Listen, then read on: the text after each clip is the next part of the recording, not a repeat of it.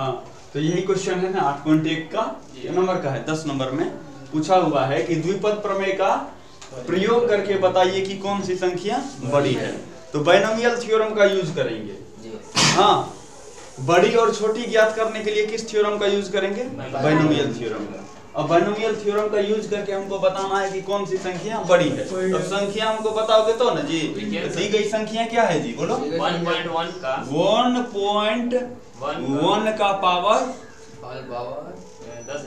10,000।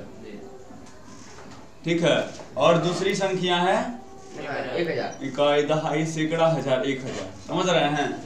मतलब आपको ये बताना है कि 1.1 टू द पावर 10,000 इसका वैल्यू या फिर 1000, इस दोनों में कौन सी बड़ी है।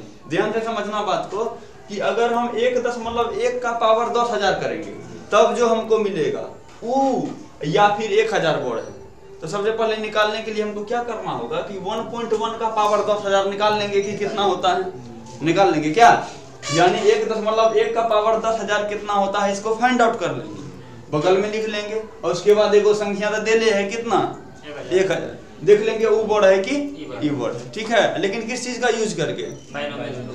बाबू इसका तो आंसर जो है ना सबसे बढ़िया तरीका था कि लॉग लेकर के बना सकते थे, विद इन सेकेंड में बन जाएगा, 2-4 सेकेंड में आंसर आ जाएगा कि कौन बड़ी है कौन छोटी है। लेकिन उसका हम यूज यहाँ नहीं कर सकते। क्यों नहीं यूज कर सकते? कारण ये कि कह रहा है कि आप किसका यूज करो, तो आपको बाइनोमियल यूज करके क्या बताना है कि ये बड़ी है कि ये बड़ी है। यार ध्यान से सोचो, बाइनोमियल का जनरल फार्मूला क्या कहता था? जनरल हम सिद्ध किए थे ना जी। तो क्या कह रहा था कि जनरल में होता था कि जैसे a प्लस b का होल पावर क्या होता था? n। a प्लस b का होल पावर क्या होता था? n। तो इसके बारे में बताए थे कि आप लिखना है सबसे पहले nc 0, पहला पद का पावर ऊपर माइनस नीचे n-0 तो कितना n इंटू दूसरा पद का पावर नीचे वाला 0। फिर क्या होता था बाबू? nc 0 के बाद nc 1, पहला पद का पावर, पहला पद कौन सी है? a, इसका पावर ऊपर माइनस नीचे तो n-1, समझे कि नहीं? दूसरा पद का पावर नीचे वाला, इसी तरह से 1 हो गया। अगला टर्म क्या होता जी? nc2, पहला पद का पावर ऊपर माइनस नीचे, ऊपर में n नीचे में 2 n-2, दूसरा पद के पावर कौन सी पकड़ो बोल? नीचे वाला। ठीक इसी तरह जाते जाते जाते जाते अंतिम में आता था कौन सी? nc n, पहला पद का पावर ऊपर माइनस नीचे मतलब a का पावर 0 और b का पावर n। होता था कि नहीं होता था? तो हम किसी भी सर्वसम्मिका को बाइनोमियल बनाने की कोशिश करेंगे पहले, क्योंकि बाइनोमियल में जिसका पावर n दिया हुआ रहता है उसमें कितने टर्म्स होते हैं जी? 2। अब बाबू यहाँ पर कितने टर्म्स हैं? केवल एक टर्म्स है, तो इसको क्या गो टर्म में कन्वर्ट करोगे पहले जी? 2 गो टर्म में कन्वर्ट करेंगे। कैसे करते हैं देखिए ध्यान से, इसका सॉल्यूशन करने की कोशिश करते हैं। इसको 2 गो टर्म में कैसे बदलेंगे? पहले तो ये बात है कि 2 गो टर्म में कैसे बदलेंगे। अच्छा ध्यान से देख, 1.1 क्या लिखल है? 1.1। इसको बनाना है कौन सी हमको? इस जैसा, इसके जैसा फोटो बनाओगे तब ना बाइनोमियल लगाओगे जी। तो इसके जैसा बनाने की कोशिश करते हैं। अच्छा बताओ बाबू, 1.1 को क्या हम लिख सकते हैं? 1 जोड़ 0.1, हाँ या ना बोल? हम 1.1 को लिखे हैं 1 प्लस 0.1, दोनों को ऐड करोगे तो 1.1 आ जाएगा। अच्छा, अब पावर के जगह क्या है यहाँ? 10,000, तो यहाँ पर भी क्या देंगे? 10,000 नहीं निकाल सकते। सुने बाबू, यानी 1 जोड़ 0.1 होल पावर 10,000, इस दोनों को ऐड करोगे तो 1.1 का ही पावर क्या आ जाएगा? 10,000। तो क्या इसमें और इसमें कौन बड़ छोटा है? दोनों बड़ छोटा, ये सब भाई बराबर है, चूंकि इतने के बराबर हम ये लिखे, इसी के बदले में हम ये लेते हैं। जब किसी के बदले में किसी को लिखते हैं तो इसमें कोनो ने बड़ होता है नहीं कोनो छोटा होता है। ठीक है, इसके बदले में हम लिख लिए। आई तो सिंपल नंबर है बुआ 1000, इसको तोड़ने की कोई जरूरत है ही नहीं, तो 1000 नंबर है। चलो अब ध्यान से लगाओ यहाँ पर जुगाड़, ध्यान से देखो, हम सॉल्व करने की कोशिश करते हैं। बताओ इसमें कितना टर्म होगा? बताओ इसमें कितना टर्म होगा जब पूरे को सॉल्व करेंगे? तो जब पूरे को सॉल्व करेंगे तो 10,001 टर्म आएगा। हाँ, सॉल्व करते करते हालत खराब हो जाएगा। और चूंकि बीच वाला टर्म को हम छोड़ियो नहीं सकते हैं, चूंकि कैलकुलेशन में हर एक को शामिल करके ऐड करना होगा, तो सब टर्म को छोड़ भी नहीं सकते हैं। तो बताओ 1 जोड़ 0 मतलब 1 का पावर 10,000 सॉल्व करेंगे तो इसमें टर्म में हो जाएगा 10,001 होगा ना, 10,001। तो क्या 10,001 टर्म को सॉल्व करके जोड़ना संभव है आसानी से? नहीं। तो यहाँ पर आपको सोचना होगा कि कुछ ना कुछ ऐसा किया होगा जिससे हमको उतना टर्म नहीं सॉल्व करना पड़ेगा, कमे में हो जाएगा। अब ध्यान से देखो, करते जाते हैं। तो पहले टर्म को लिखो, क्या होगा? NC0। n का वैल्यू कितना है बाबू? n का वैल्यू 10,000। तो हमको तो NC0, तो क्या लिखेंगे? 10,000 C0 लिख दिए। पहला पद का पावर देखो, पहला पद 1 का पावर ऊपर माइनस नीचे, तो 1,000 में से 0 गया, कितना हो गया? 10,000 में से 0 गया 10,000। पहला पद का पावर ऊपर माइनस नीचे गुना, दूसरा पद के पावर, दूसरा पद कौन सी है? 0.1, इसका पावर 0। एगो टर्म तो हो गया। अब पहले इसको सॉल्व कर लो, नीचे में पहले इसको सॉल्व कर लो, तब NC0 के बाद कहाँ जाएंगे? NC1 पर, NC2 पर, जहां पर हमको जोड़ करके 1,000 के करीब आते जाएगा तो कह देंगे यहीं पर है। पूरा क्या निकालना? हमको बड़ा और छोटा निकालना है। हमको थोड़े कहता है कि इसका मान निकालो या फिर इसका मान निकालो। हमको तो कह रहा है कि बताओ इसमें और इसमें बोर्ड कौन है। ये ना पूछ रहा है, ये कह रहा है कि इसका वैल्यू निकालो कि इसका वैल्यू निकालो।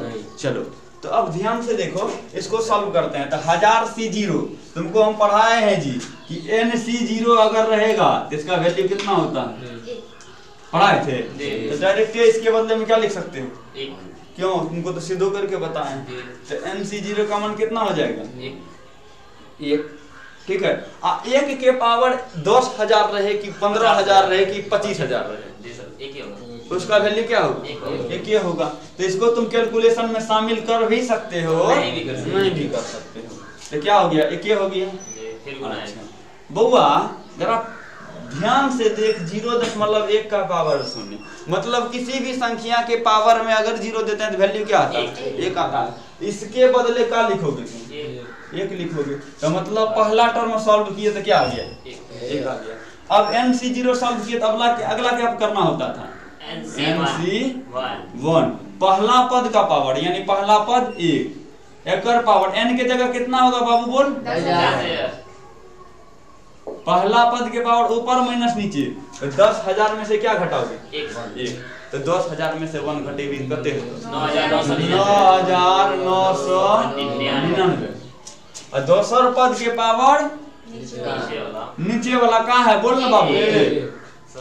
इसको सॉल्व कर देते हैं, रास्ते का माल सस्ते में ले लो। चलो, अब एक ही लिखल हो 10,000 C1। और तुमको पढ़ाए हैं हम NC1 का मान क्या होगा? n होता है। NC1 का वैल्यू n ही होता है। तो बोल 10,000 C1 के मान कते है? तो 10,000। अन्य तो होता है, तुमको निकालना ही होगा करेगा। ठीक है, होता है कि नहीं? तो बउआ प्लस यहाँ पर कौन चीज है? प्लस है ना, प्लस डाल दिए। और 10,000 C1 का वैल्यू कितना? 10,000 हो गया। यहीं पर सॉल्व हो जाएगा। रुक जाओ, पहले 10,000 C1 का मान 10,000। अच्छा, 1 के पावर अलवा सोचनी बटोर कुछ भी रहेगा तो क्या होगा? 1 ही होगा। तो इस पर सोचने की कोई जरूरत है ही नहीं। एगो आ गया, बच गया कौन चीज? 0.1 के पावर 1 मतलब 0.1 ही। ठीक है। अब देखो, इसको सॉल्व कर लेते हैं पहले। इसे ये कौन चीज हो गलो? बटे में 10, E0 C0 क्यों हो गलो? तो देख भैया, यहाँ पर निकल के तुमको 1 आ गया, यहाँ पर तू सॉल्व किया तो कितना आ गया? 1,000। तो यही हम देखते हैं 1,000 जोड़ 1 कितना हो गया? 1,000। तो तेसर टर्म का सॉल्व करने की कोनो जरूरत नहीं। अगला टर्म को सॉल्व करने की कोई जरूरत है?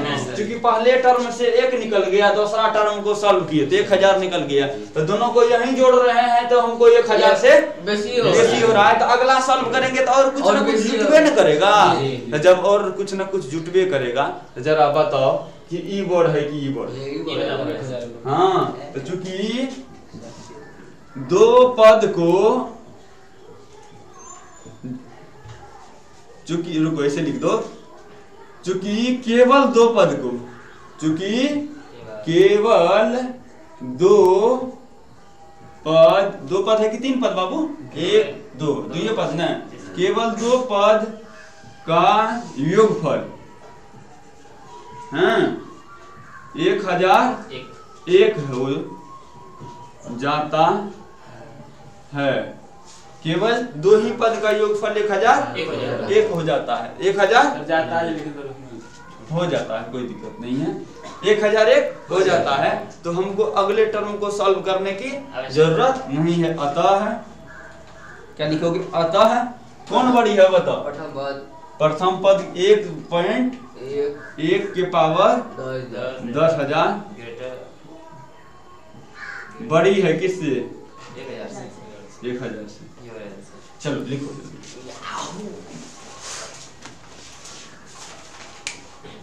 कोई दुख तकलीफ हो रहा है यहाँ तक? नो, इसको छाप लीजिए तुरंत, बढ़िया से ध्यान दो।